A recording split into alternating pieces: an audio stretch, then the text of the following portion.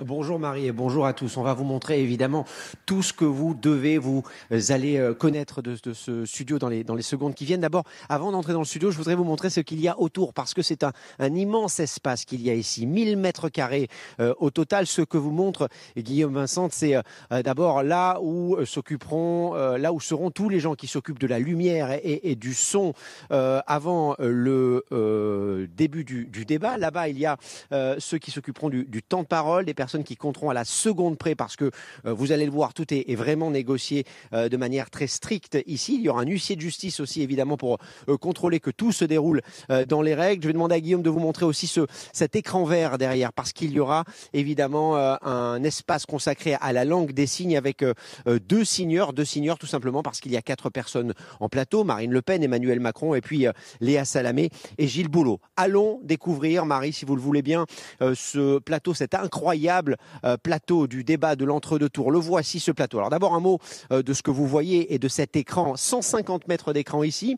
Le décor, pour l'instant, ce n'est pas le décor définitif. On vous garde quand même quelques petites surprises, évidemment, pour demain soir. Le décor sera modifié. Le plateau en lui-même, le voici donc. Il y a ces 2 petites tables que vous voyez ici en hauteur. Ce sont les tables où s'installeront les candidats. Vous aurez remarqué, évidemment, par rapport à 2017, que là, cette fois-ci, les tables sont séparées, ce qui n'était pas le cas, évidemment, en 2017. Les 2 candidats sont installés à 2,50 m d'écart l'un d'entre eux. Et en contrebas, vous le voyez, il y a la table des journalistes, Léa Salamé et Gilles Boulot, qui se trouvent, eux, à 4 mètres des 2 candidats. Dans ces tables, il y a une petite tablette.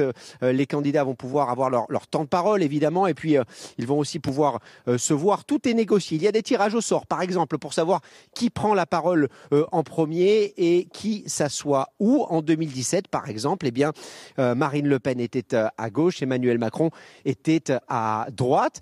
Autre nouveauté cette année en 2022, Léa Salamé et Gilles Boulot, qui seront ici lors du début du débat, eh bien, ils seront debout pour lancer ce débat. Vous vous souvenez peut-être qu'en 2017, eh bien, Christophe Jacubizine et Nathalie Saint-Cric, eux, étaient assis au début du débat. Je vais vous montrer un dernier élément clé de ce débat parce que c'est vraiment très important. Il a fallu d'abord, sachez-le, une semaine pour construire tout ça. 300 personnes ont travaillé pour la construction de ce plateau et 300 personnes seront aussi ici demain soir pour faire vivre ce débat. Merci Grégory pour la porte. Ici, c'est le car régie, c'est-à-dire c'est de là que tout se décide. Il y aura une trentaine de personnes dans ce car régie demain soir pour réaliser donc ce débat. Et parmi ces 30 personnes, c'est très important, il y a un représentant de chaque équipe. Ce sera Jérôme Révon pour Emmanuel Macron et Laurent Jacobelli pour Marine Le Pen. Enfin, sachez aussi, parce que c'est l'un des enjeux de demain soir, qu'en 2017, le débat de l'entre-deux tours de la présidentielle avait réuni 16,4 millions de téléspectateurs. C'était très peu, très loin des records d'audience pour ces débats d'entre-deux tours de 1980 et 1988.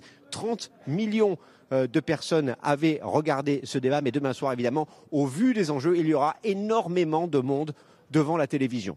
Et on comprend très bien, Thomas Misraki, avec Guillaume Vicent.